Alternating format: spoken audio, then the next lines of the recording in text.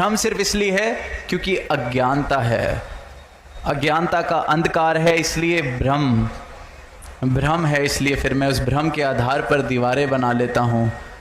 उस भ्रम के आधार पर ही संसार को पाने का प्रयास करता हूँ, कोशिश करता हूँ, ना जाने ऐसी क्या क्या चीज़ें करता हूँ, क्योंकि भ्रम है। अंधेरे कमरे में आज सुनी बात महापुरुषों से, रोशनी हो जाए तो वस्तु ढूंढनी आसान है, वरना अज्ञानता का अंधकार हो तो रस्सी को भी सांप मान लेता है इंसान। सद्गुरु रोशनी देते हैं। ये क्षणभंगुर संसार क्षणभंगुर लगने लगता है, दिखने लगता है, समझ आ जाता है कि इसके पीछे इस प्रकार पागल की तरह दौड़ूंगा तो सुख थोड़ी मिल जाएगा, धन दौलत कमा भी ली तो सुख थोड़ी मिल जाएगा। जे सुख को चाहे सदा शरण राम की ले।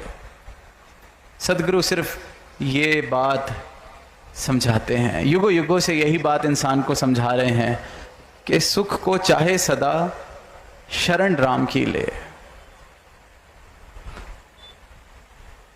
सदा का सुख चाहिए, हमेशा रहने वाला सुख चाहिए, तो सिर्फ और सिर्फ वही वस्तु हमेशा रहने वाला सुख दे सकती है जो खुद हमेशा रहे। जो आज है कल नहीं, उससे मुझे हमेशा का सुख कैसे मिलेगा? जिसकी कीमत तो आज है, कल उसकी कोई कीमत नहीं, उससे सुख मुझे कैसे मिलेगा? जे सुख को चाहे सदा शरण राम की ले। सदा का सुख चाहिए तो ये सदा से रहने वाला और सदा रहने वाला परमात्मा, इसके साथ मिलन करना होगा, इसकी जानकारी हासिल करनी होगी, इसकी शरण प्राप्त करनी होगी। इस परमात्मा के दर्शन जब हो जाते हैं तो मुझे समझ आ जाता है कि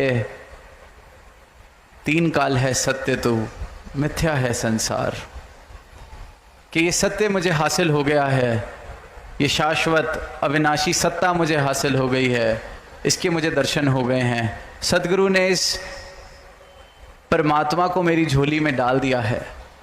संसार मिथ्या है, मैं समझ गया, मिथ्या के पीछे अब नहीं भागेंगे तो सुख जीवन में आना प्रवेश करता है। इसलिए संत कह रहे हैं सदगुरु ने सुखों से झोलियां भर दी, क्योंकि जो संसार की तरफ मेरी आसक्ति थी, मोह था, वो मेरे जीवन से अब खत्म हो गया है।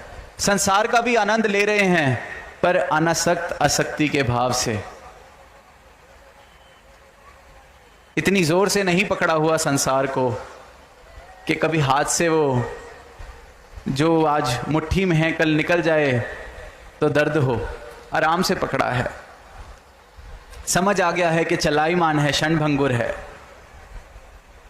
मेरा मन भी इसी तरह है, कुछ मिलता है तो कुछ थोड़ी देर के लिए ही बहल पाता है उससे।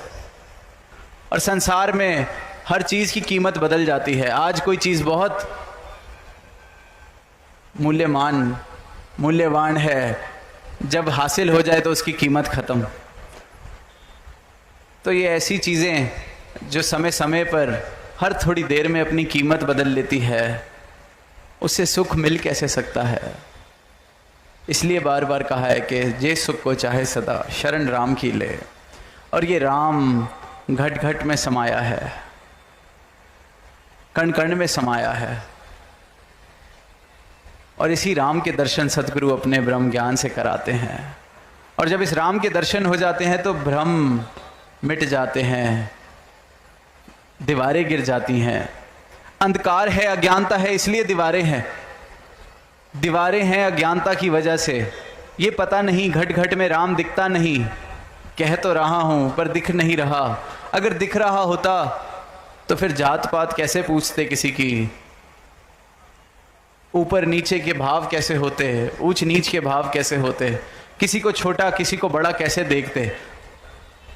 घट घट में राम दिख जाए जिस नज़र को, वो फिर ऐसी अज्ञानता वाली बातें नहीं करते, क्योंकि अज्ञानता का अंधेरा उस जीवन से मिट जाता है, परमात्मा के दर्शन हो जाते हैं। मीराबाई का जिक्र सुनते हैं कि बाल अवस्था से ही जो कृष्ण भगवान की आकृति थी उससे इतना प्रेम जहाँ जाएं उसको लेके जाएं, हमेशा उसको साथ रखें, इतना प्रेम। पर वो फिर भी ऐसे लग रहा था कि कुछ कमी है, पूरा नहीं है, कुछ कमी है। कमी तो महसूस होनी ही है, लाजमी है, क्योंकि ये जो विराट स्वरूप है इस परमात्मा का, जिसकी आकृति से वो प्रेम कर रहे थे, विराट स्वरूप जो कण कण में, जर्रे जर्रे में, पत्ते पत्ते में हाजिर है, अब जब तक वो हासिल ना हो जाए तब तक आत्मा कैसे पूर्ण महसूस करे, कैसे आत्मा का कल्याण हो। तो वो आकृति, बेशक उससे जितना भी प्रेम, पर फिर भी लगता रहा कि नहीं, अभी भी कुछ कमी है। इसलिए फिर गुरु रविदास तक पहुँचे, इसलिए वहाँ फिर ये ब्रह्म ज्ञान लिया और उस ब्रह्म ज्ञान को लेके कहा कि पायो जी मैंने राम रतन धन पायो। संसारिक सुख तो बहुत थे,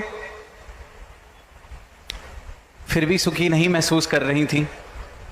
प्रभु का यशोगान भी था जीवन में, आकृति भी थी प्रभु की, उससे प्रेम भी था,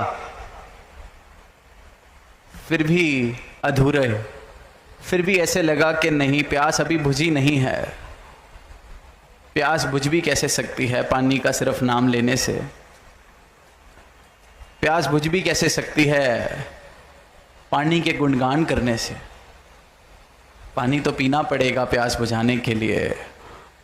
परमात्मा का नाम लेने से इस रूह की प्यास नहीं बुझ सकती, इस आत्मा का कल्याण नहीं हो सकता, आत्मा के भ्रम नहीं मिट सकते। परमात्मा को हासिल करना होगा, देखना होगा कि परमात्मा मेरे जीवन में आना होगा, सही मायनों में आना होगा, वरना तो फिर वही अंधकार और अज्ञान